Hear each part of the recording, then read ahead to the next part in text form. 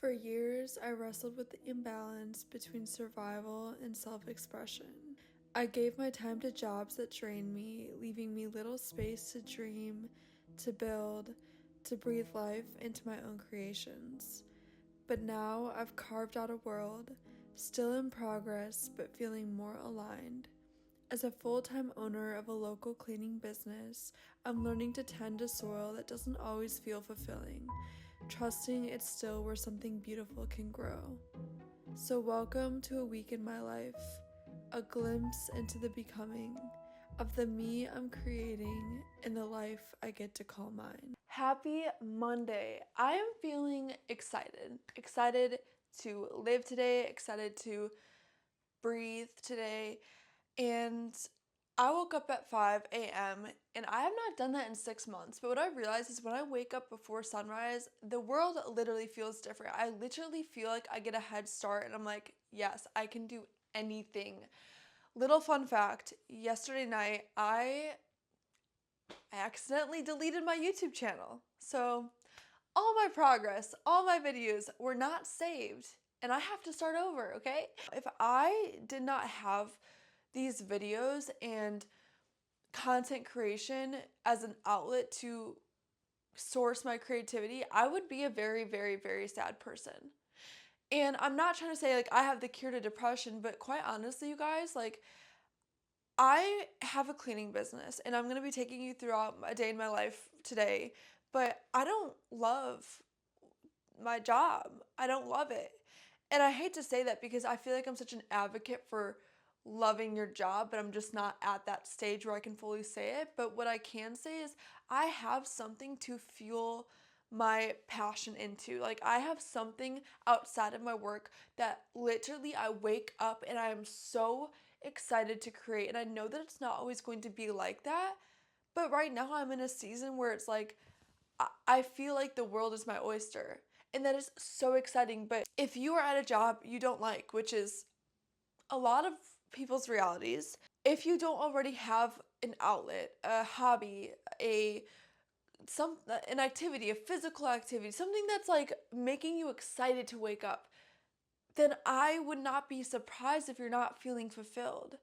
And I hope that this video can encourage you to see like you don't always have to love every aspect of your life. You just don't. That might be a little contradictory, but I don't believe that we're always supposed to love our jobs.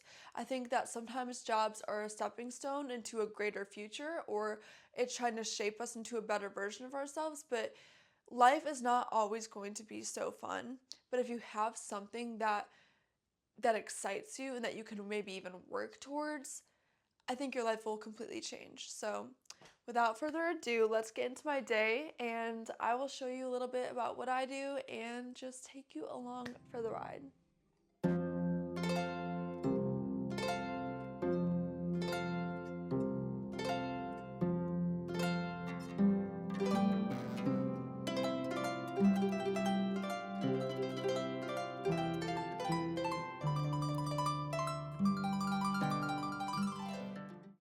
I have about an hour in between my jobs to just chill, but I wanted to tell y'all, I went to the Family Dollar today and I did not really need to go. I was kind of debating on going or not. And I went to go get my new lip liner and there was this homeless man that started approaching me and I was like, okay, this could either be really good or really bad because I've had both scenarios. And he comes up to me and he's like, can I pray with you? Or can I pray for you? I don't remember which one. But he took my hand. I'm like, okay, we are doing this right now. He took my hand and he started praying, like saying all these honestly really biblical things, like started repeating verses. Like really, I was like, because he kind of acted like he was on drugs, but then he like was really articulate in his prayer. And I was like, what is happening? And then he looked at me and he's like, you have a purpose and do not let anybody get in the way of you and your purpose. And I'm like, thank you so much. Like, truly, thank you. I was like, can I get you anything? Like, can I buy you a sandwich? Can I get you something? He's like, no. He walked away. I went in line and this is when I realized he was kind of on drugs, but he just like started saying like, Jesus is coming, Jesus is coming. I'm like, yeah, he is. And then we started chatting more and something came up and I was like, guess how old I am? And he was like, you look 14, but you act like you're 30. I'm like, okay. you're on drugs. But anyways, love ya because you're really funny and you really touched me. He literally went on like a whole like 5-minute spiel about like purpose and exactly what I needed to hear.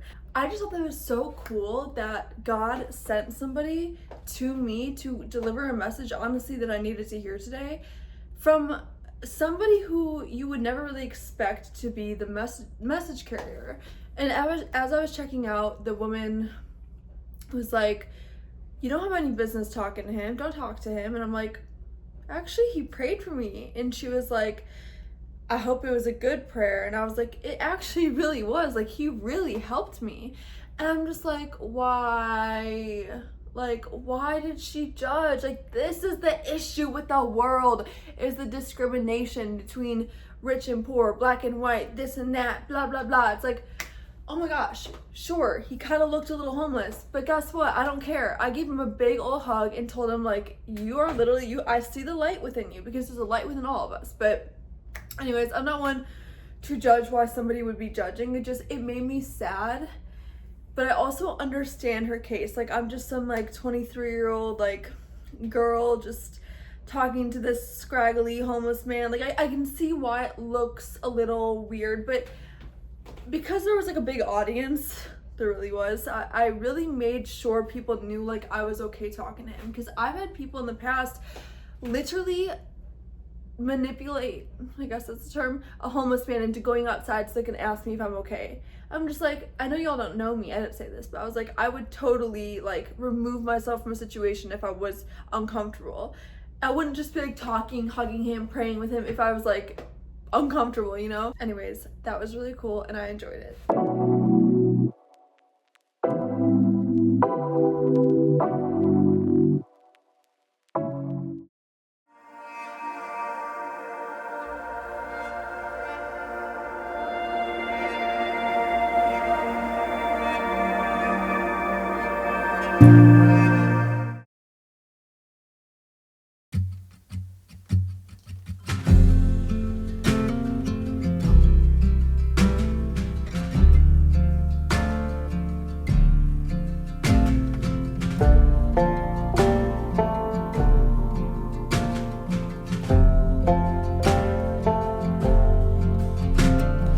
Follow through, take your time. You move like water and taste like wine. You're holier than I am, holier than I am. Gentle hands, gold-lit eyes. I am a man made of borrowed time. You're holier than I am, holier than I am. I am the dust, you are the rain.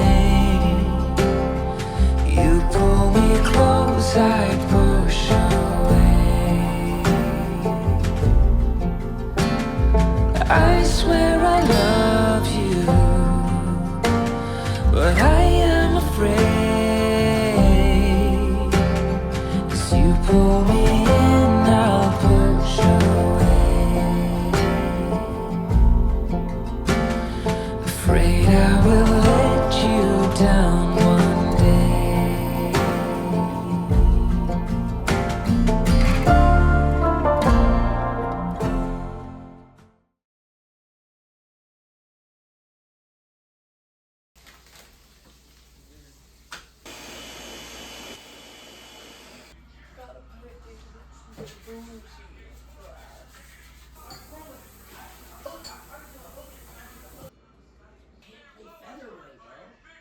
So what do you like?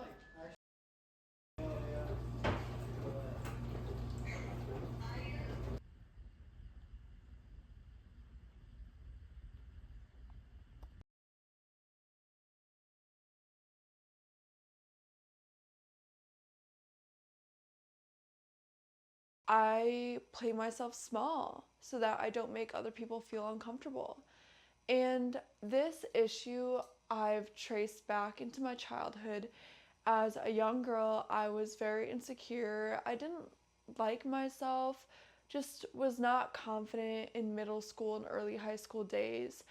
And I remember feeling very threatened by the other girls who looked confident, who looked put together and beautiful and pretty. And I would always feel really uncomfortable by their external glow, by the radiance that they carry.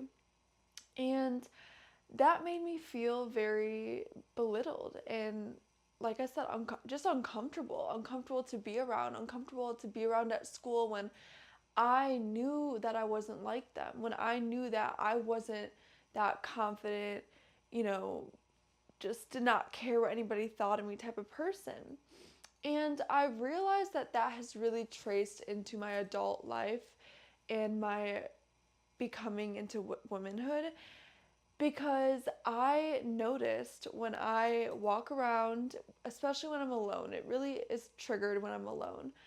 I will literally change my whole body posture and I will shrink down. I won't express myself.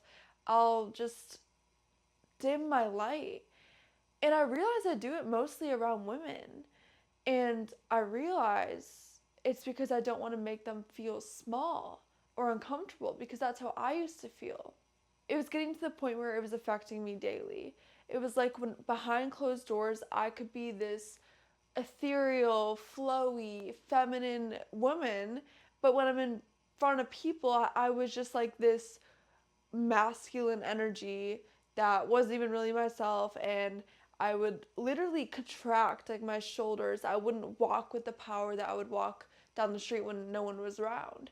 And I noticed it was specifically happening when I was walking past women. Like, I noticed the triggers for men wasn't really the same, although it did happen with certain men that I thought might like catcall, because that's another thing is like I noticed myself dimming my light because I didn't want to be perceived as attractive to men, because I didn't want to receive that attention, because most of it is negative. There are a lot of situations that are really uncomfortable to live through as women in this world where it's normalized to catcall and to belittle and to pervert somebody just walking down the street. And I think it's a mix of not wanting to make a woman feel uncomfortable and not wanting to make a man have lustful thoughts, which either way, I can be slouching and they're still going to have thoughts, okay? They're just going to. And I'm working through that right now. I remember the day that everything changed though, and I was in Chicago with my sister and we were walking down the street and we were conversing about this topic, actually becoming our highest selves, becoming that girl. And there was this girl about our age, around probably 23 years old, and she literally was the most confident human being I have ever seen. And did it make me uncomfortable? No. Thankfully, no, because I'm at this stage in life where I didn't. It made me inspired. It made me want to emulate that energy that she just carried. I mean, this girl, she had her hair up in like these little pigtail things right here. It was literally bouncing around like a movie. Like, she was just like skipping down the street, smiling, like looking around like it was nobody's world but her own. And I so appreciated that she was doing that. It made me look within like, oh, I don't do that. But it made me inspired to act like that, to act like, oh my gosh, that is not your fault, Isabella, if other people feel bad about themselves just because you exist. And I think that comes into play of like, I'm an empath, and like, I don't want to be, I'm an empath, but I really, really deeply feel for people to the point where it does interfere with my existence. Like, it does make me feel very sad, the amount of empathy that I can feel. So when I try to, you know, change my life around to make somebody else feel okay, that's where that overly empathetic part of me comes in, and I'm trying to unlearn that, and I love that quality about me. I think that makes me be able to connect with so many people. It's because I really know how to listen and respond in a way that meets them where they're at, but it also can cross a line when I'm literally walking on the street hunching my shoulders and like trying to not look as like pretty or as confident, because I don't want them or her to feel threatened. And I guess I just kind of wanted to come here and start a conversation about this topic. If anybody else feels this way or if you felt this way in the past, please leave below in the comments what has helped you change, because I still struggle with it and I've been practicing not struggling with it, but it's just a long road and I want to take up space and I want to be that girl. I want to be the girl I am behind closed doors. But when I get in front of people, it's something is like not fully letting me be her.